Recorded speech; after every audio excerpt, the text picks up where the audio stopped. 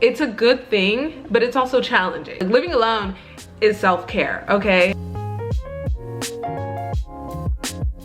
Y'all, it's been so long. Okay, it's really only been 2 weeks, but so it feels like eternity to me.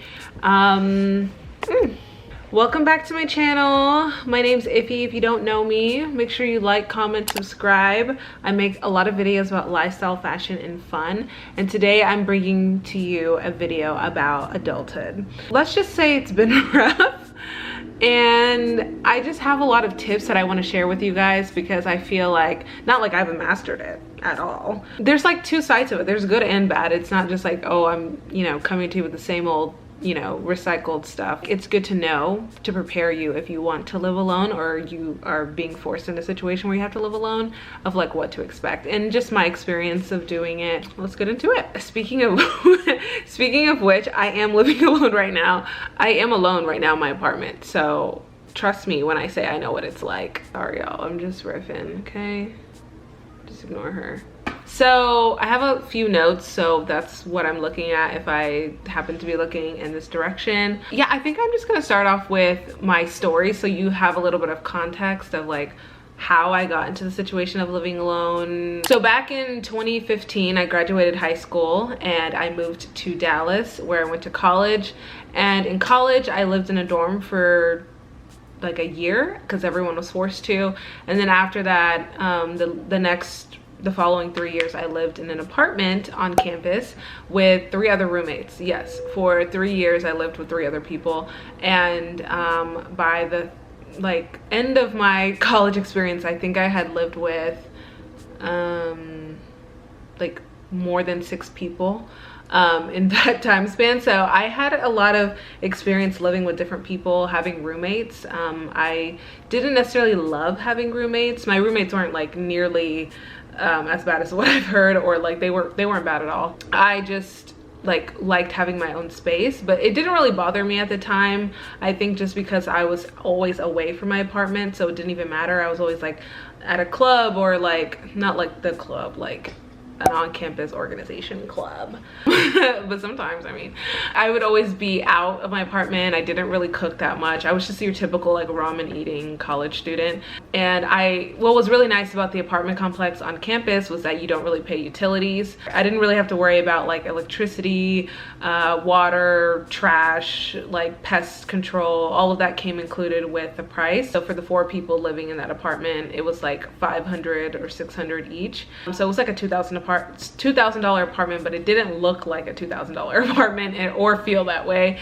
It just wasn't the cutest or like most fun apartment to live in. It just got the job done. Definitely had some like help through the university then, and I didn't really consider that living alone, but it did teach me responsibilities of like doing my own laundry, doing my dishes, cooking for myself, like planning for that kind of stuff, but nothing too crazy. So then in 2019, I graduated from college and I got my first big girl job, and I moved into an apartment complex in like a city close to the one I'm in right now. And that's when I really got to know what it's like to live alone. So when I moved into my apartment out of college, that was my really nice apartment. I will link my apartment tour. I love that apartment. It was just a little too expensive. I had a full year there, so I was like, okay, I'm ready to move on after, just see what else is out there. But in my first apartment, I definitely got to understand utilities, just like maintenance, like different things like that around the apartment, and just like budgeting and eating and feeling lonely and like all of those mixed feelings, which I'm going to get into because I think I definitely experienced that a second time over. When I moved into this place that I'm in right now, I definitely got to know everything a little bit more, and I kind of want to there's definitely a lot of lessons I learned overall, and I want to put it into like 3 sections. The first thing is money, obviously. Now, if you know me, I'm a big spender. Not like I have the money to spend it. I just naturally am the kind of person who likes to spend a lot of money. So like, not to make this a budgeting video, but I didn't know this, or like I didn't understand it completely when I moved into my first apartment. But I had some help from like, you know, family, friends, just people telling me what it's like. So you do have a base rent when you move into a new place. So that's usually what's on the websites and all that fun stuff. And then they don't include, and they won't include on the website, usually your trash bill. And now everybody kind of does valet trash. So, or most apartment complexes do valet trash. So that's usually like 20 to 30 bucks extra.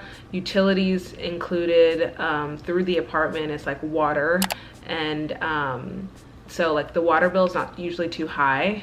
I like right now pay like $10 for that like every month, so it's not too bad. And then you have electricity, which electricity and internet you kind of have to find on your own, or your apartment has like a specific one that you need to use. So like AT&T you would use for internet, and then like I have CoServe for like my electricity. So those are separate bills that they will not include in your like base price. And then on top of that, when you move in, there's going to be administrative fees, and then, which hopefully and ideally you can get it waived if your apartment complex is nice. And then they have a like security deposit that you pay as well, and then your application fee. So there's like a lot of different fees that come in when you're moving in somewhere. So that's something that as a loaner, or not a loaner, as someone moving in alone, you're just gonna have to eat up all those costs by yourself. I'm not an expert, but I know that that's what you have to pay. And then on top of that, it's like Netflix subscriptions, like all these things that you have to expect. And then, you know, movers, you got to get like a good moving company to move all your stuff, or you could just move all of it yourself. But you know, it takes a lot more time. You probably need to rent a U-Haul, all those different things. And I have a moving vlog if you want to see what a terrible example of a move is.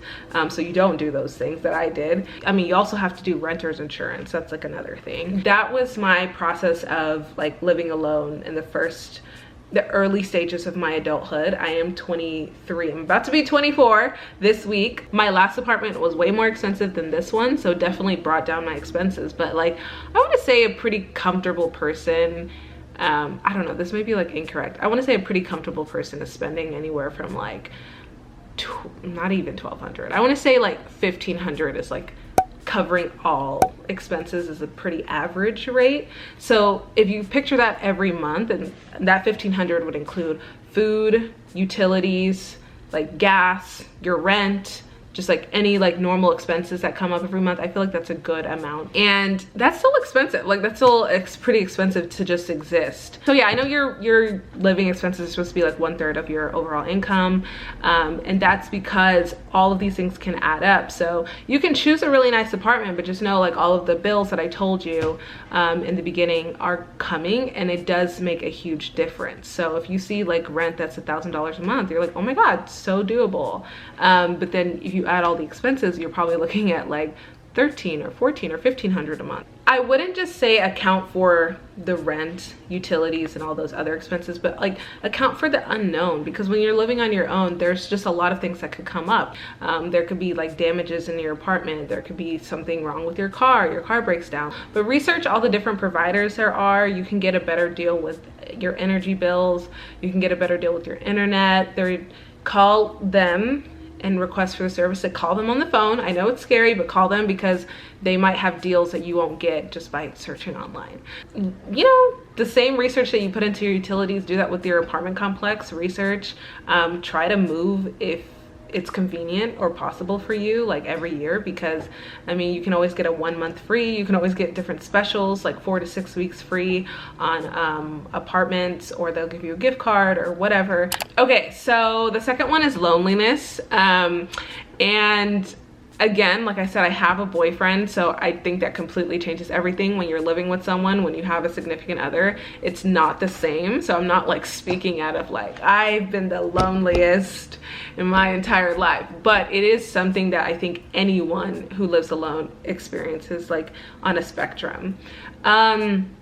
So the first night that you move in is always the most awkward. I would highly suggest you have a friend sleep with you, or you stay at someone else's house just for the first night, or until you feel comfortable, because not that you have to do this, it's not absolutely necessary, but it's just weird because it's not your home, it's a foreign space. And I think whenever you move, when you're in a new place, your defenses are up naturally, like just as a human. Just have someone stay with you for the first night until you get acquainted, maybe the first 3 days.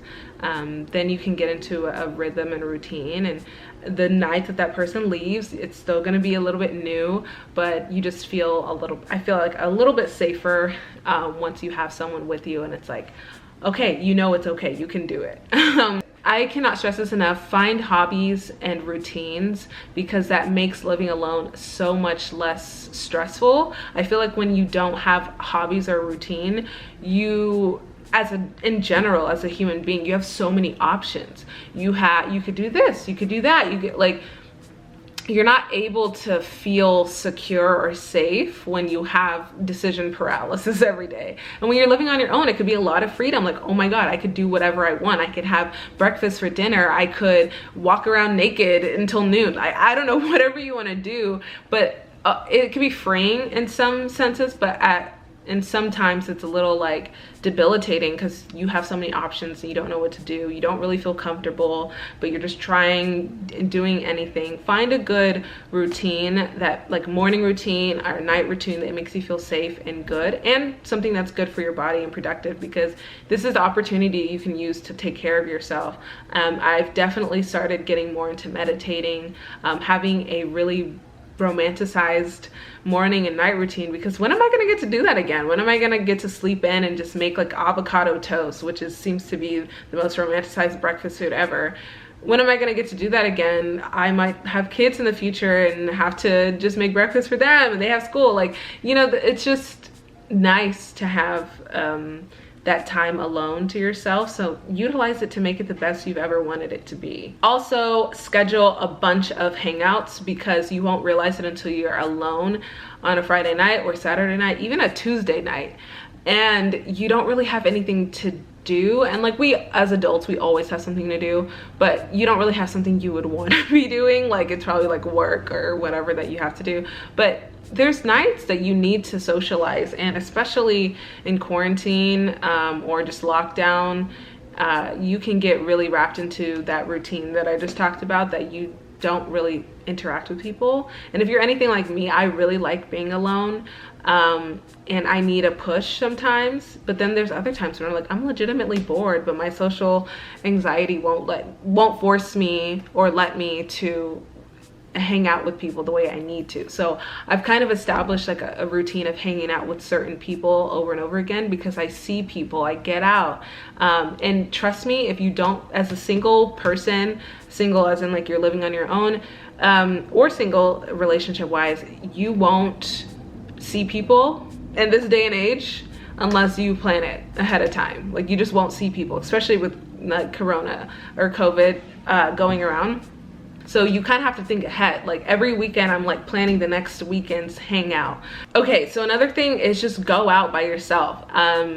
You don't have to go out with friends. You don't always have to. I mean, it's good to have a balance of times where you hang out with people and with yourself, but hang out with yourself. This is literally the opportunity to do that. The other day I went to the movies by myself, and it was the most magical experience I've ever had, because I don't always get to do that. Like, I love going with my friends and family, but like, you never get to go to the movies by yourself and just like watch whatever you want to watch and like eat whatever snacks you want to eat. Like, it's just like less social pressure. Go out, take yourself to dinner, go with a book, go to a coffee shop and like people watch. Like, you can do that. Like, I feel like there's a stigma against like being alone if you're not if you're not in college or something, but you can do that as a single person. Like, go to the park and just like watch the sunset, or like whatever it is you want to do. Just like hang out with yourself. It's important too. That's probably the best thing about living alone, is you can talk to yourself, and it's actually sort of therapeutic. If you need to get a pet, get a pet. If you need something to keep you occupied like a hobby, find a hobby. Go start dancing, or like exercising, knitting, painting, whatever it is. This is your opportunity to do that with no distractions or without anyone's thoughts or opinions in your face about what you're doing like 24 hours a day. And this kind of leads to my last big thing about living alone, is like romanticizing the shit out of everything. That's just like a motto I live by, and I, as a Pisces, we're not surprised, but I feel like this comes with a lot of different things. Like there's a method to this madness. My advice is like, I think if you're living alone, you're going to be there for a lot of the time, so you need to like where you live.